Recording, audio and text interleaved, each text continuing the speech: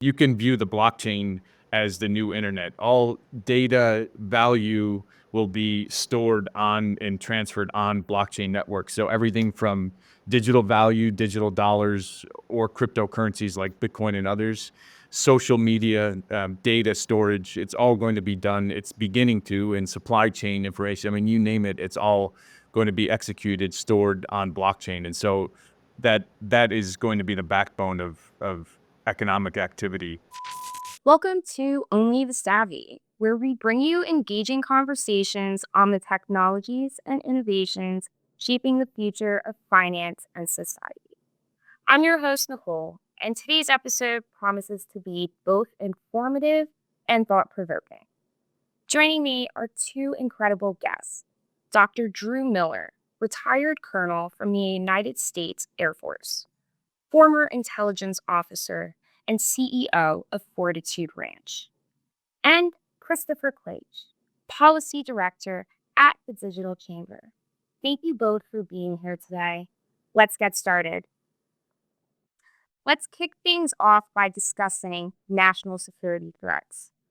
Dr. Miller, with your background in intelligence, and Khristopher, from your perspective in policy advocacy, what is the role of foreign agents, particularly from countries like China, in influencing U.S. infrastructure and security? Dr. Miller, if you'd like to go first. Well, the agents, most people think of enemy agents as just spying, and that is, maybe their major function. And spying on, stealing economic information, as well as trying to influence political events, and spying on military facilities and critical infrastructure. But you have to remember that agents from countries like China, Russia, North Korea can also cause destruction. I mean, the start of the next attack on the U.S. Could very well be an attack on our grid. And the grid is, I call it our Achilles heel. It's the most vulnerable infrastructure we've got. We've known about it for decades. Congress won't do anything to order the grids to be hardened. And we've had wake-up calls. We had the Metcalf attack. It's called the Metcalf attack. The Metcalf substation in California was attacked, an organized attack, physical attack on a station about a decade ago. And it was not just some guy was out shooting at a transformer. It was an organized group, and it had all the indications of being a test run, trying to see how long does it take? Is it effective? Do they detect us? How long for them to react? It was like a professional hit on that substation. And I thought about that a lot recently with the drone activity that we've been seeing in the U.S., because my theory that I discussed on your show earlier is that I believe the best explanation of the drone activity we've seen, the alarming, threatening stuff, the reconnaissance of our military bases, and also of our electric system, I believe it's probably Chinese agents operating in a Chinese-run air taxi drone company or a front company. Because when agents are over here, they want to blend in. So some of them operate out of embassies. They don't blend in very well. If you really want to blend in, you operate in a private company. I mean, Chris could be, he's done a lot of international travel. For all we know, Chris is working for Mossad or, some foreign agent, and he blends in by, getting involved in a policy. We had a Chinese agent arrested just recently who was like a top advisor to the New York state government. But my bigger worry is that Chinese agents who won't just be doing espionage, but will doing attacks. So we've probably got Chinese agents in utility companies.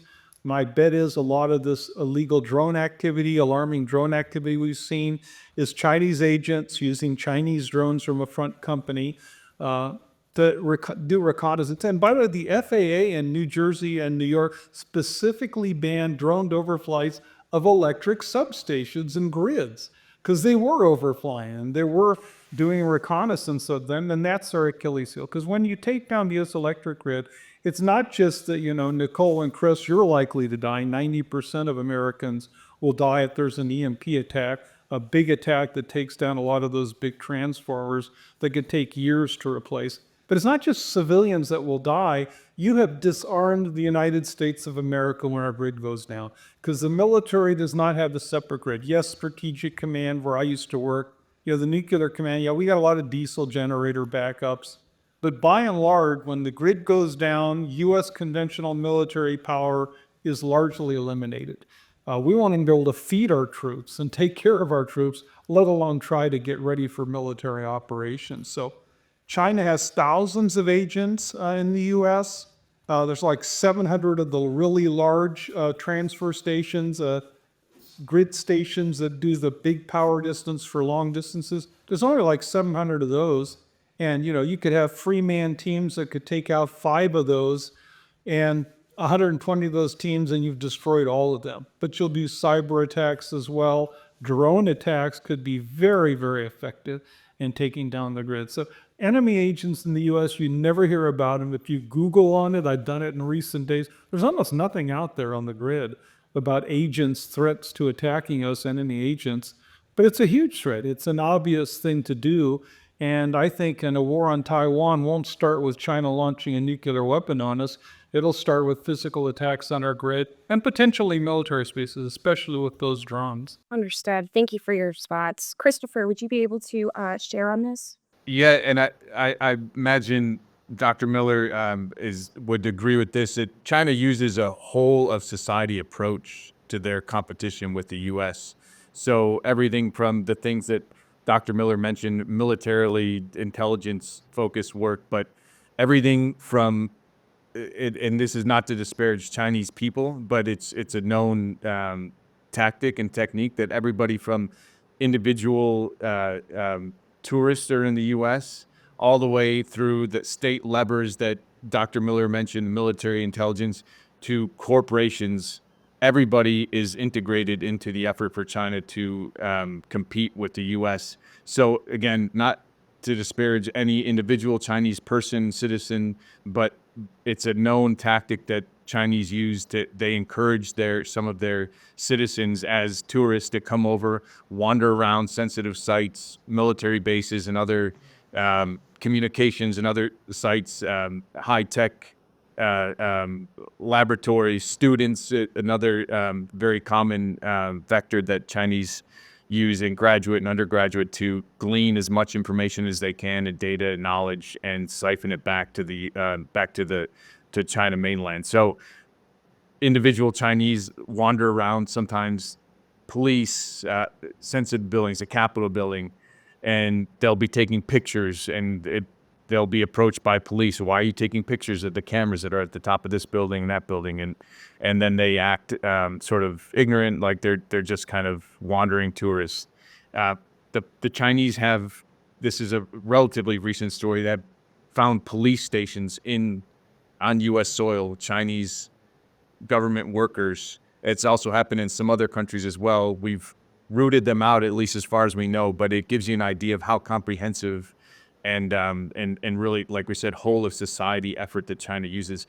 That transformers, any item that's coming from China, you should assume has some sort of a backdoor or a way for China to get in and exploit the technology, whether it's software, hardware, dumb appliances themselves, like even you can imagine a vacuum cleaner that you bought from China that if it has digital capability and it's connected to Wi-Fi it can be hacked and used to get into your network eventually if the Chinese chose to do that. So it's a lot scarier, I think, than most people would even begin to think. And to Dr. Miller's point before, you can look up more information about this, but Volt Typhoon is an effort where Chinese hackers have basically embedded themselves in all sorts of critical infrastructure networks throughout the country. This is known. The extent of it,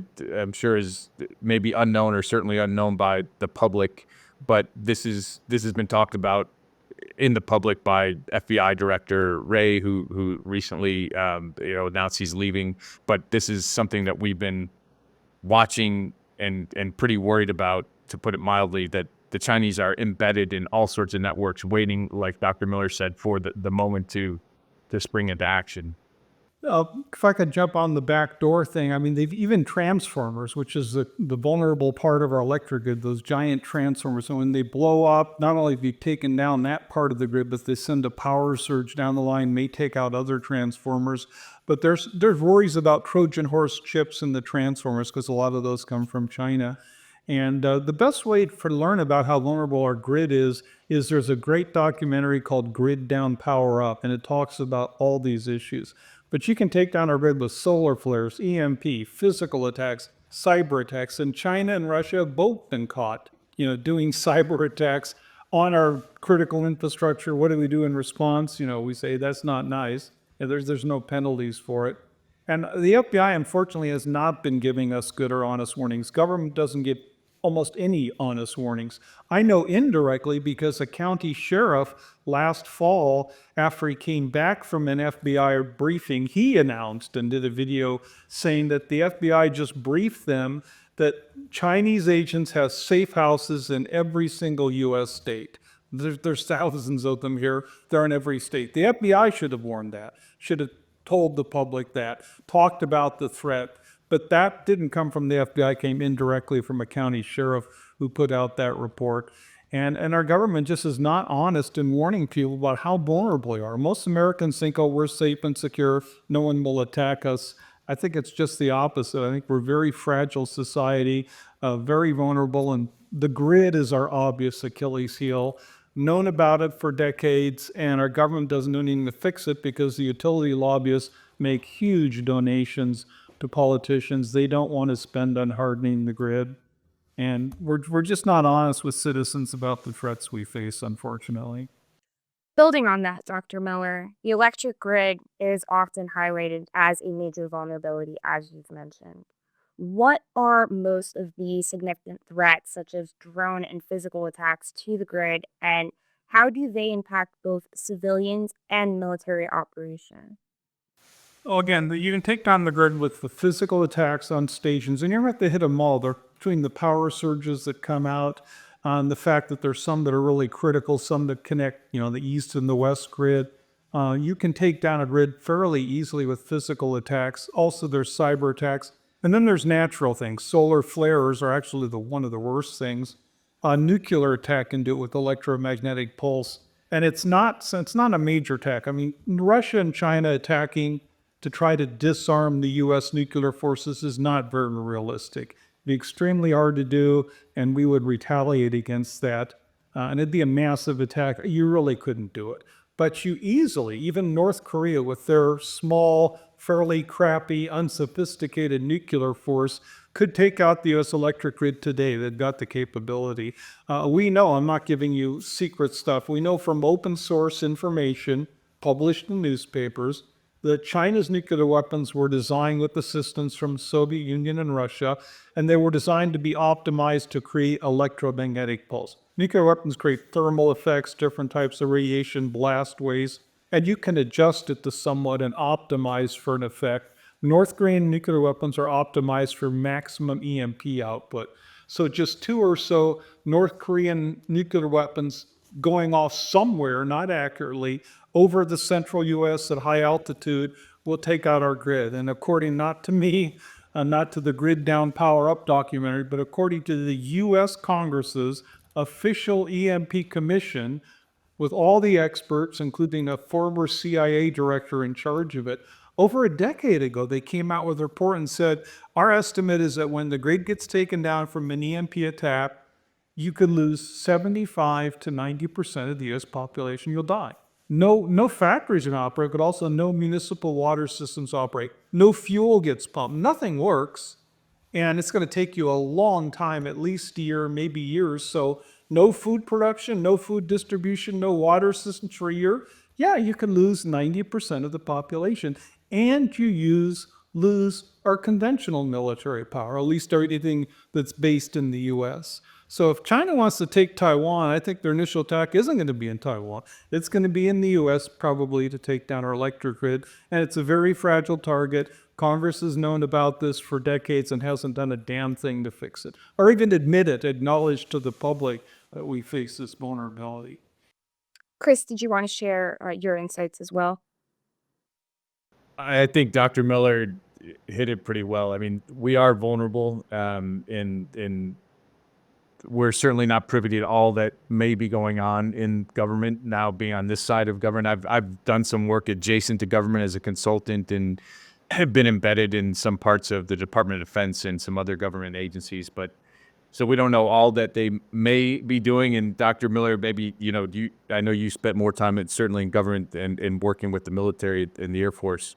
But yeah, it's a scary scenario. Thank you for sharing that. Now that we've outlined the threats, let's talk about some solutions here. What vulnerabilities in our critical infrastructure, like these drone surveillance and cyber attacks, should be addressed immediately to safeguard the electric grid? Well, we can harden the electric grid. That would take quite a while to do, but that's an obvious thing to harden it against DMP attacks.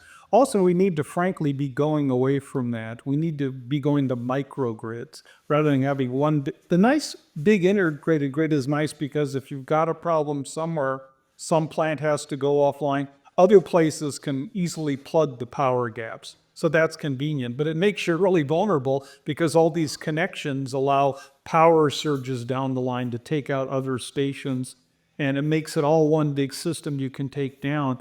There's been a lot of work recently to do microgrids where you're not connected to a big grid. You have your own power sources. That's by far the best way to go, but that's a longer term fix. There is no short-term fix at all. What we really need to be doing is, hunting down Chinese agents, not being so nice, closing the U.S. border. Dr. Phil and other people in the media just have done shows recently about the big surge in Chinese. We think they're agents. We don't really know. Just lots of kind of military-age male Chinese have been surging across the border in recent years, and it's known, it's talked about. We don't know how many are agents, but my bet a lot of them are coming in. So securing our borders, cracking down more on agents. I think we need to really increase the size of the Army National Guard because a lot of these collapses, not just the grid, but the threat of H5N1, which is an inevitable pandemic just waiting to happen. We're going to have collapse disasters, and the best force to help us survive that is the Army Guard. And I would like to see the Army Guard greatly increase, not with troops capable of fighting wars overseas, but Army Guard troops who are just there with small arms, to help distribute food, to help recover, do collapse recovery type operations. And then we should do food stockpiling. Remember you're too young for the civil defense there, Nicole, but Chris and I, we remember that during the late 50s, 1960s, even if we didn't directly see it, we heard about it. There were civil defense routes. We started to build up stockpiled supplies of shelf-stable food, kind of like the C rations, K rations from the past world wars. And they were stockpiling that in major cities, so you'd have supplies. That got abandoned. They stopped doing the program. Then they frankly just shut it down. You just gave away or destroyed the food that had been stockpiled. We need to prepare for a collapse. Your elected officials, they're well prepared. They got Mount Weather and Site R and Raven Rock and FEMA and military facilities to take care of them, but the rest of us, we're on our own. There's nothing they're doing for us. Chris, did you want to share?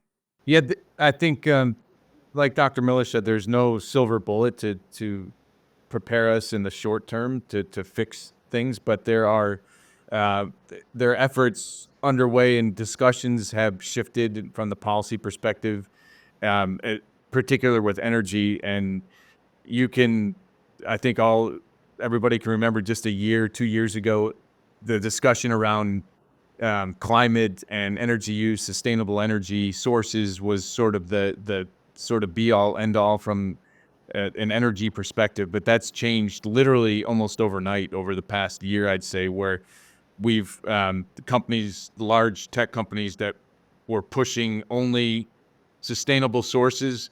Now the switch is completely flipped because they're understanding and realizing that AI data centers are going to consume so much energy. It's totally, if it was ever possible without that demand to rely on the sustainable sources, they understand now that it's not even within, the realm of like possibility because the demand is so high. And so modular nuclear reactors is a solution that's being discussed and people are advocating for, which has use, but it's again not an overnight solution where you can just kind of produce them and start rolling them out. That takes several years at least, and so yeah, that's finding better sources in these modular and regional networks again, which will take years to build, but we have to start somewhere.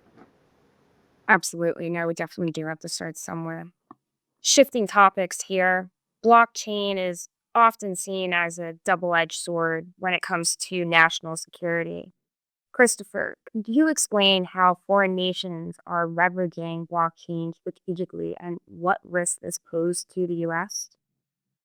Yeah, absolutely. And again, I think China is, well, there are several threats, and they can go from sort of the lowest level, most tactical level, all the way up to the highest strategic level. And so blockchain has a lot of positive attributes, but like any new technology or any technology in general, bad guys use it to do bad things. And so it's has been used to for illicit finance purposes, to move money by bad guys, in some cases by terrorists, in some cases for sanctions evasion. It's been a vector that the North Koreans have used to hack crypto companies and steal funds and then move the funds on crypto rails, on blockchain rails. Around half of the North Koreans' nuclear weapons program is funded by stolen crypto funds, which is a pretty shocking statistic. From a terrorism and terrorism financing perspective, it doesn't play a very large role. It has been used, but even folks in the U.S. government and other experts internationally have said, yes, it has been used, but it's in the broader picture, most funds are coming from other vectors like the Hawala networks that operate, around the globe. And so that's more on the tactical level. At the very high strategic level, there's again competition with China, and China is rolling out an internally facing blockchain network that they're using to make their government programs and processes and networks more efficient. And they have an externally facing blockchain network that they're building, very similar to the Huawei model and a TikTok model, where they're building the network itself that's very cheap and easy to use, and in some cases building applications on top of that network that's encouraging other people to use it and build. But of course, anything that's built and made in China, you need to assume first, as a first principle, that it's compromised and has a backdoor that the Chinese can manipulate and or siphon off all the data to use and against the people that are using the network. And so that's happening already. They have what's called the Blockchain Services Network. They're encouraging other countries to build on top of that, saying that it's free and very cheap and easy to use and build on top of. And that's where we in the U.S. need to lean into building a network and applications on blockchain to counteract a more free and decentralized version of these networks, so that we have regional or a counterbalancing hub with our allies to guard against a Chinese-dominated blockchain world. And one other note about blockchain for any of your viewers that may not be very familiar, you can view the blockchain as the new internet. All data value will be stored on and transferred on blockchain networks. So everything from digital value, digital dollars, or cryptocurrencies like Bitcoin and others, social media, data storage, it's all going to be done. It's beginning to, in supply chain information. I mean, you name it, it's all going to be executed, stored on blockchain. And so that is going to be the backbone of economic activity. Chris mentioned, I mean, you mentioned North Korea, exploiting Bitcoin, taking ransom payments in Bitcoin. And I wrote an article on that several years ago saying two things. Number one, I think that Satoshi Nakamoto was either an NSA employee or I think he worked for them as a contractor. Not just because of the hash technology and the expertise, a lot of it did come out of NSA, the National Security Administration, but that would explain why he was being anonymous, because if you're a federal employee or working for the federal government, you usually can't do any outside employment unless you have approval for it. And to be taking, NSA type technology and using it in Bitcoin as an employee or a contractor could have gotten him or her or they into trouble. So my theory was that the founder of Bitcoin was an NSA employee or contractor. And in that same article, I then went into the fact that I believe the NSA could and someday might destroy the Bitcoin blockchain because of precisely the problem Chris just talked about. North Korea is financing nuclear weapons programs, evading economic sanctions using Bitcoin. And, the government can't control it, but they could destroy it. And the reason the NSA could destroy it, I think, is not just because they could bring up, thousands of computers to compete in the mining process to take over the blockchain. It's not just because they could do that. It's more importantly because the NSA is probably the best in the world at computer network attack. So what the NSA could do is if they're ordered by the president saying, hey, North Korea is ripping us off, is taking too much money in Bitcoin, we've got to harm them, take it down. They'd do computer network attack against the big Bitcoin server farms in Iceland, maybe even China, wherever they are around the world, bring up thousands of NSA computers and basically take over the Bitcoin blockchain and destroy it at that point. Transfer funds away from North Korea, screw it up at some point, and there's no way you can put a private blockchain or a private blockchain like that back together if you do get it screwed up. So I'm not saying that would happen, but I think it's a possibility. And Chris, I'd be interested if you think that's doable or not. I've heard, so I guess the counter argument to that would be one, where does the computing power come from to attack the network? It would require an enormous amount, and there are only a handful of sources that it could come from. And so the companies that are building, unless the U.S. government's creating a bunch of ASIC, they're called ASIC miners, application-specific integrated circuits or chips, unless they're building some stockpile on their own and then keeping that up that it's ready to attack. I'm not a computer science expert at all, but that's my knowledge of the Bitcoin blockchain. I think it would be impossible from that perspective because you need to have at least 51% of the network power to attack it. I'm sure NSA has lots of techniques that I and other people are not aware of, but that's my understanding. And then in terms of attacking the network, the Bitcoin blockchain is becoming large enough, the value of Bitcoin is becoming large enough that there may be as much damage or more damage done to Americans, American companies, and American economy as it grows than you would to trying to take out and damage or steal North Korea's, Bitcoin.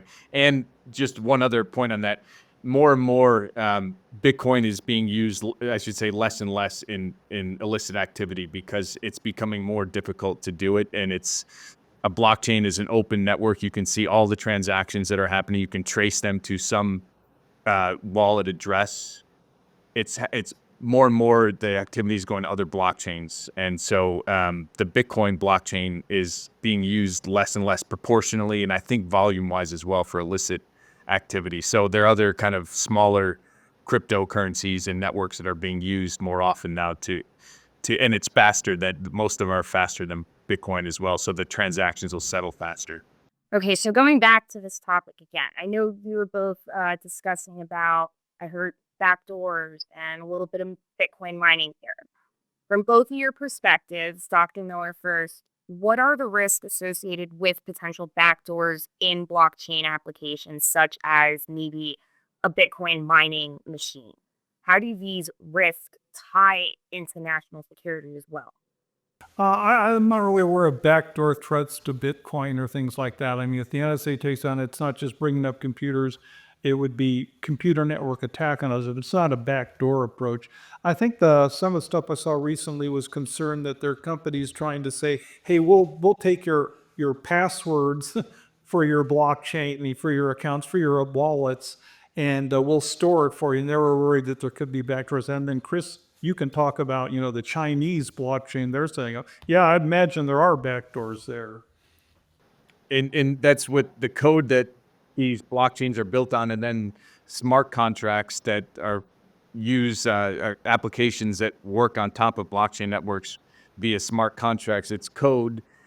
We're trusting the code. In many cases, there are some cases where some of the applications that have been in existence for several years now, they've been tested and used and proved. But if you have if you don't know the provenance of who built it, and if they built either accidentally or purposely built a backdoor or a vulnerability, an exploit, that's where, again, I don't mean to disparage China as a whole or Chinese people as a whole for sure, but that's the Chinese model is to build backdoors into hardware, firmware, software, and to steal IP data. There's an intergovernmental organization called the Committee on Foreign Investment in the United States that was created in particular to help fight against Chinese theft of IP across government, and other countries are involved that roll up into that as well, and other countries steal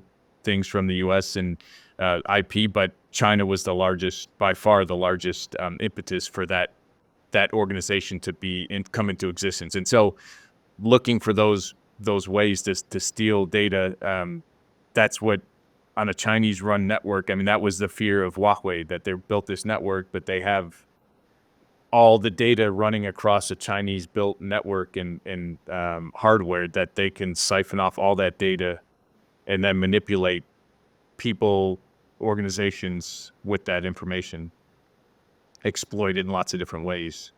Let's shift to cryptocurrency here. I know we've spoken about Bitcoin. What are both of yours, I guess, in times of uncertainty, do you see Bitcoin as a reliable asset, or are there limitations we should be aware of? Dr. Miller, did you want to start first? Oh, well, I see Bitcoin's value as like a digital gold is a common term they use, meaning that as long as people want to store value in it and want to rely on it like we do with gold, it has value as a reserve currency. In effect, if something happens to fiat currency, I mean, there's massive overspending of government, and we had hyperinflation and it goes down, or some other problem happens. But actually, a better analogy for Bitcoin is, I think it's more like a diamond.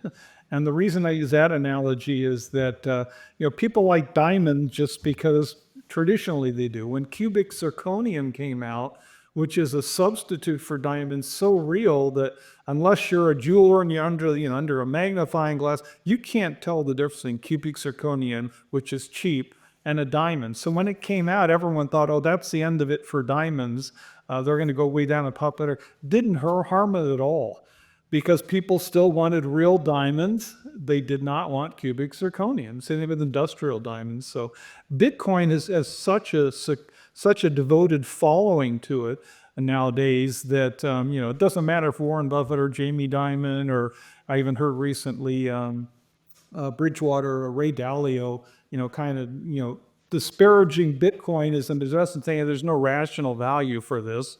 It's too fluctuate too much. There's no underlying value for it.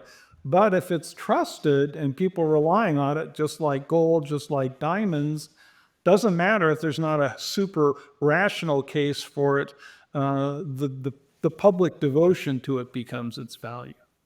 Khristopher, did you want to share on this? Yeah, I think it's well, I saw a statistic a few days ago that Bitcoin, or crypto in general, is the fastest adopted technology at this point. I think it's the global estimate is somewhere around 300 million users, and versus the internet and what was the other? There was a second technology that they compared it to, but it was something like 21 years, 16 years, and I think maybe 12 or 13 years for blockchain to be adopted to 300 million. So significantly faster. I think the internet was 21 years that it took to grow to 300 million users. So it's being adopted. It's being integrated into the global financial system. The largest asset managers in the world, BlackRock, are in essence marketing Bitcoin themselves. They're selling Bitcoin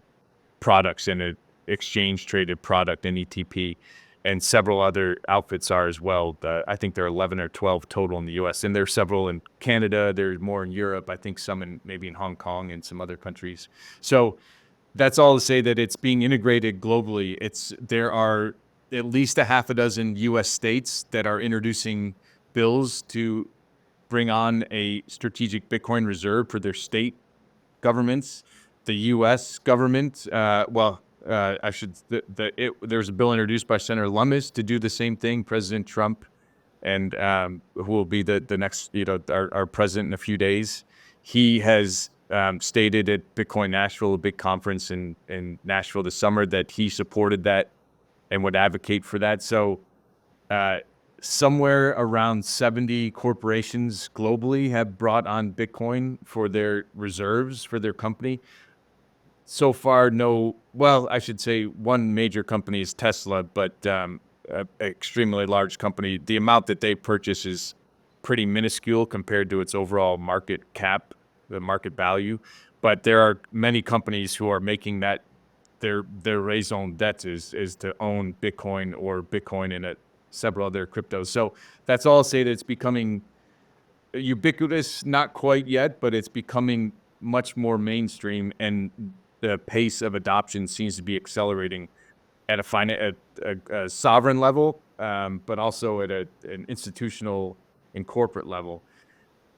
One other note, it's very likely that, like we mentioned before, you can see all the activity taking place on the Bitcoin blockchain. You can see what Bitcoin is moving from one wallet to another. If it's somebody buys some and transfers it wallets, you can see all that activity. There's at least one wallet that has been accumulating an extremely large amount of Bitcoin over the last year and a half. The only options that it could be are a sovereign wealth fund or one of maybe a handful of billionaires in the world that would have that much money to be purchasing that volume of Bitcoin. So there is speculation that it is a sovereign wealth fund in the Persian Gulf, in the Gulf, one of the Gulf Arab states potentially, that's doing it, or somebody, one of the handful of largest billionaires in the world that might be accumulating a massive amount. So that's all I'll say, that it's growing like crazy. The adoption is accelerating. It doesn't seem to be slowing down at all. It seems to be picking up. The funds that are flowing into these ETFs in the U.S., it's the fastest growing ETFs in history. Gold, it surpassed the gold ETFs. I think it did. I'm going to forget the actual numbers, but it's something on the order of more funds flowed into the Bitcoin ETFs in 6 months than went into the gold ETFs in 10 years. It's something directionally along those lines. The exact numbers might be off, but it's been pretty stunning to see how much demand there has been for Bitcoin now that it's become institutionalized. Yeah, it's I feel like every single day it's like a booming demand. It's in the headlines. It's somewhere that we're seeing it. Dr. Miller, your work with Fortitude Ranch is quite fascinating. Can you share how blockchain is being used in survival economics and why it's an effective tool in preparedness? Well, we use blockchain in a cryptocurrency. It's called the Fortitude. It's fun to hold it up there. It's kind of funny. And in the blockchain world, anything you hold that's real and physical is fake. It's just a token we hand it out when you're marking it. But we have a Fortitude token, runs on the Ethereum blockchain, an ERC20 token. So it's a cryptocurrency, but it's a utility token, meaning it does have value and use. So we did this in 2018. We did our initial coin offering. And the idea was we were expanding Fortitude Ranch, and most people weren't near one, but we knew at some point there would be some crisis or something where a lot of people would want to join. So we said, well, we'll sell this Fortitude token, and if you buy those tokens, you can use those to buy membership in Fortitude Ranch. And here's the real important thing: you have priority over cash buyers. So if 60 Minutes does a show and talks honestly about H5N1, it's an inevitable pandemic disaster we're going to have. It's not low risk like the Center for Disease Control shows. So if 60 Minutes runs a show on that, we'll have thousands of people wanting to join. We have maybe 100 rooms available at the time. But if you have a Fortitude token and you've bought enough of those, you get to join, whereas other people, cash buyers, can't get in at that point. That is our only use of blockchain and crypto right now. We assume that in any kind of a collapse, the grid's going to go down. Not just that the grid is initially attacked, but workers aren't going to go to work in a collapse. That's the whole definition. Collapse means the economy's not functioning, widespread loss of order. People are going to stay home to avoid a pandemic. They're going to stay home to avoid getting mugged by people starving to death. And so the grid's going to go down, which means there's no internet running, which means you can't use a blockchain or cryptocurrency during a collapse. And even the Fortitudes we've sold, a lot of people have bought them. We, the company, hold them. Because if the grid's down and the blockchain's not operating, we hold them for them, and they can, using old-fashioned means, contacting us saying, hey, I've registered, you're holding my tokens, I have 50 of these tokens, I want to use it to buy Fortitude Ranch membership. So that's how we use blockchain and cryptos, is for our utility token. Oh, wow, that's quite interesting. Khristopher, let's dive into the Chamber's work. What are some of the key initiatives your team has undertaken to address blockchain security and advocacy? I'm sorry, blockchain security and what? And advocacy. And advocacy. Well, before I dive into that, I'd mention one more anecdote that's has some similarities to what Dr. Miller shared. In terms of security and survival, there are, you can imagine scenarios, at least if the grid is not down. And actually, there's a lot of interesting literature about Bitcoin, for example, and how the network itself could be survive and be transactions could still be recorded even in the event that the internet goes down and be reconstituted. It gets into some technical aspects of it that I'm certainly not an expert on, but it's some pretty interesting stuff there. But there's also an example of two very real examples where you can imagine in a hyperinflationary environment, if you are in Argentina or Zimbabwe, where you're in an environment where your cash you're being paid in is literally almost garbage. If you can get it and you don't have access to dollars, which is the least bad fiat currency available, if people that are able to put it into Bitcoin are just light years ahead of their neighbors. And so that's one use case that's documented. People have done executed on in several places. Also in Afghanistan, there was a group of women that were working. I think it was like a textile sort of small local company. They were paid in Bitcoin and then able to, when they had to flee the country during Taliban activity and then at the post sort of collapse 4 years ago, 4.5 years ago, they were able to leave the country with value because they had it stored in Bitcoin and they had it, they could reconstitute the wallet when they left Afghanistan and crossed the border into Pakistan or came to the US or somewhere else. So those are some other really interesting ways at supporting human rights and supporting, really human dignity in some ways, because if what you're being paid in is being stripped of value, and the hours that you're spending, whether you're building, cranking out widgets at a factory or doing some kind of creative work on a podcast or whatever the thing is, your human dignity is being stripped away and just melted away by what you're getting paid in, if it's worth nothing over time and being devalued and diminished, the value being diminished over time. So anyway, those are a couple of other I think really interesting and graspable use cases. But in terms of what the Chamber is doing, we're the first and largest blockchain industry trade association. So we've been advocating on behalf of the industry since 2014. Right now, our largest and most pressing policy initiatives and requests are similar to what they have been for several years, but everybody woke up in a different world on November 6th from, I know in a lot of ways in the U.S., but certainly for the the blockchain industry, it's just like almost 180 degrees, like 179 degrees different than it was November 4th or November 5th. So now the attitude and really the outlook of the industry is sort of like a Christmas morning in a sense. Like, but the question is what do we want to get the policy as right as possible, as useful and efficient for the industry as possible. And so the large pieces of legislation or the large initiatives are a stablecoin bill, which is sort of the lowest hanging fruit to regulate how stablecoins are companies should operate in the U.S. so that they can be relied upon, and the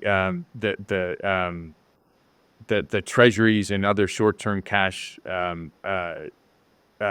deposits that they have that for the tokenized dollars that they create, so that that's clear what it is, what's required of those institutions, and then the larger market structure bill that has been actually passed the House in last summer.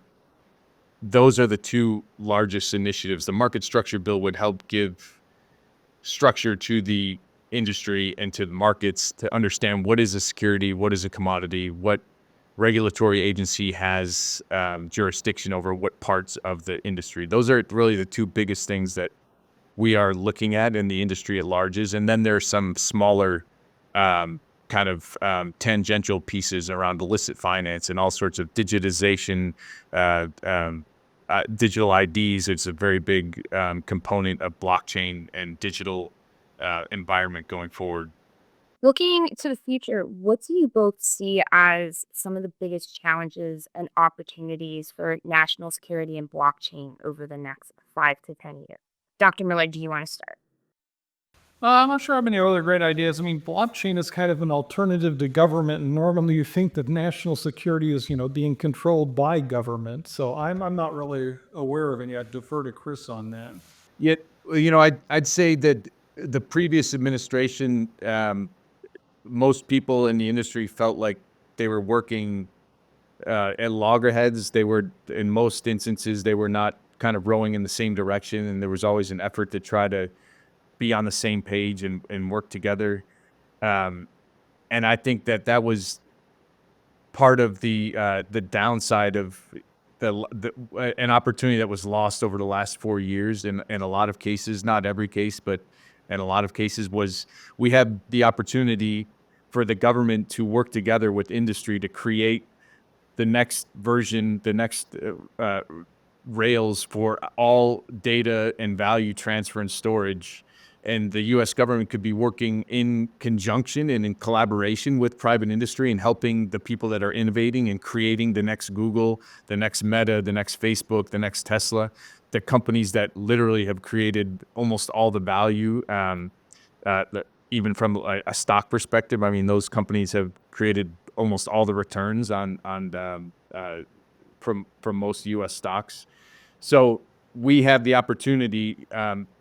Literally, companies were leaving the U.S. because they were worried about receiving an enforcement action, either their company being, in essence, assassinated or going to jail themselves as founders. And so they fled the U.S. We have the opportunity now to, thankfully, didn't completely lose it. And we're seeing already, just in the last 2 months, an enormous amount of interest for companies to come back into the U.S. or foreign companies that were founded somewhere else wanting to come into the U.S. market, so that the U.S. government has that opportunity to work collaboratively to help build those rails in a way that will support U.S. national security, even if they are decentralized and ultimately not controllable by U.S. government. If we have the opportunity to help build those, just like we did with with the internet itself, with all sorts of technologies, the U.S. government has had a hand in, either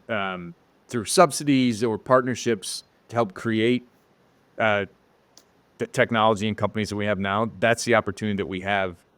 Google, for example, has its roots in U.S. government funding originally. And so you can imagine if some other version of Google was created in Russia or some other European country or anywhere else other than here, all that economic benefit would be residing in some other country, that all the things that have come from Google being based in the US, and the same with Meta and Facebook and many other companies. So we have that opportunity now to work collaboratively to build the next rails that upon which all information and value are going to be stored and transferred.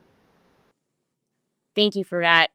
As you spoke about that, it makes me think of Chris Dixon's book, Read, Write, Own, which explained a lot of what you just spoke about with Google and Meta and all of these different big conglomerate companies obtaining all of our data and just the different iterations of the internet that we have all kind of seen right now since it first came out and the next iteration to come, which is Web3. Yep, absolutely. Yeah, that I haven't read that book. I've read synopsises of it, and it's a great, from what I understand, a great depiction of that maturation, Web 1, Web 2, Web 3. Absolutely. So we got a couple minutes left before the end of this episode. One question I did want to ask both of you guys. This week specifically, it seems like a hot topic that I keep seeing every day I open up my email is TikTok. Can you both elaborate or share some thoughts on why you think, just your thoughts around this on TikToks that you can share to the audience? Dr. Miller, did you want to start? I'd defer to Chris. He's got a lot more relevant stuff on this than I would. Yeah, I would say, I touched on this a little bit earlier. TikTok, it's a Chinese-owned company, ultimately. There is a Chinese version of TikTok, and there's a U.S. and whole rest of the world version of TikTok. The Chinese version, the algorithms that kick through the application, they're pro-China, they're patriotic, they're pro-education, they're pro-rule of law, things like that. Here in the U.S. and other places around the world, they're pro-divisiveness. They're they'll take both sides, whether it's Israel, climate, you name it. The algorithm is fomenting division, anger, strife, people dancing around with, scantily clad men and women, stuff that, we've all seen articles and probably experienced it, mindless scrolling that you've come away and you're like, what just happened to 45 minutes of my life? I'm dumber now, even though I laughed a couple of times. So that's literally, and in fact, I just saw an article headline maybe this morning or last night that documentation from the parent company of TikTok, it starts with a D. I'm forgetting exactly how to pronounce it, but U.S. executives that were brought on to work the TikTok in the U.S. were required to sign documentations that basically stated that they wouldn't do anything to harm the Chinese Communist Party or the state goals. Things that you're like, okay, well, it's pretty clear that their intention is to support the Chinese government. So I know a lot of people are upset about this issue, young people that have TikTok followings, but India, for example, they banned TikTok a long time ago because they recognized that it was a tool that was being used to destroy their country, to take control and destroy their country. So we have an open society. It's much more difficult to draw the line of what, keeping free market, participants out, but we also don't have the obligation to allow foreign actors and foreign companies to come in and have access to our citizenry and to do what they want with it, to steal, to exploit, to manipulate. Thank you for that. And finally, what are the key takeaways you both would like to leave our audience to stay informed, prepared, and just what's ahead? Dr. Miller, did you want to start? Well, we track 50 different threats that could cause a collapse. Our latest estimate in our probability of collapse model is that every year we'd face anywhere from a 16 to a 57% probability of a collapse happening. Grid being taken down, H5N1 pandemic. There's just lots of threats, and unfortunately, artificial intelligence is being used now by bad people to invent new ways to enrich uranium. We did a scenario on that recently on our Collapse Survivor app, which is a training program to how to get better prepared to survive. And there's just new nanotechnology. They just keep coming out, bioengineering, CRISPR technology. Our future is one of a lot of collapse events, and people need to get prepared. The app gives you, it's like $9 a year, gives you a lot of great information. If you can afford a survival community like Fortitude Ranch, we're the ultimate bug out location, but most people, I understand, aren't going to be willing to make that level of preparedness investment. So I'd recommend that you get to the Collapse Survivor app, learn about the threats we face. Honestly, the CDC is not telling you the honest threat of H5N1, and then get prepared because we are going to face, unfortunately, a lot of collapse events going forward. Yeah, and similarly, I'd say that educate yourself, because just like Dr. Miller said, it's not. I apologize, I haven't seen the app itself, but it sounds like it's a good resource. When you have a little bit of knowledge, you'll be ahead of 90% or 95% of the rest of the people around you. And so, yeah, take the time to be a little bit educated, and even a little bit of prep that comes from that little bit of education will put you miles ahead of most other folks. And so I think we become very complacent, and it's understandable from some perspective, but history is not linear, and it's punctuated by massive dislocations and collapses in some cases. And so we are tend to keep our heads down and doing the things that we're doing, whether it's TikTok or our work or whatever it is. But the history of the world is marked by massive migrations, massive starvations, massive wars. It's just a matter of time before the pandemics, things like that, where more destructive pandemics than we had 4 or 5 years ago that kill 30%, or it was somewhere around 30% of Europe, or a third of Europe died in the Black Death in the Middle Ages. So that wasn't the first time that something like that has happened, and it probably won't be the last. Wow.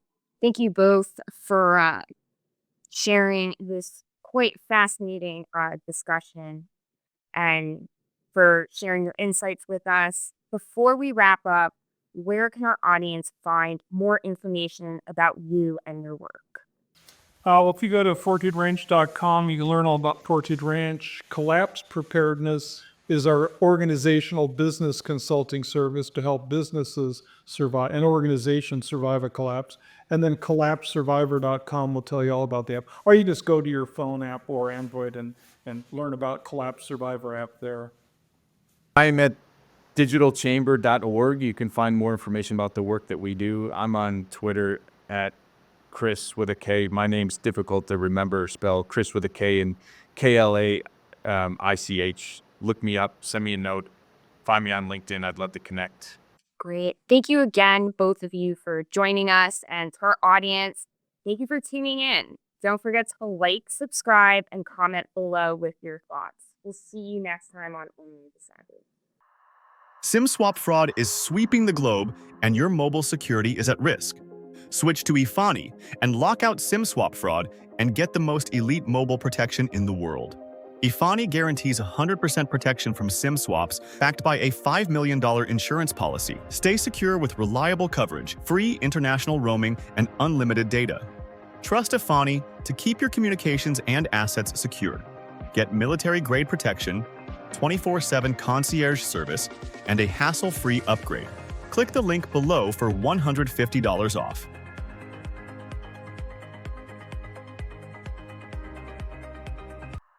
Thanks for watching. Help support this channel and receive exclusive offers from one of our partners located in the description. We'll see you on the next one.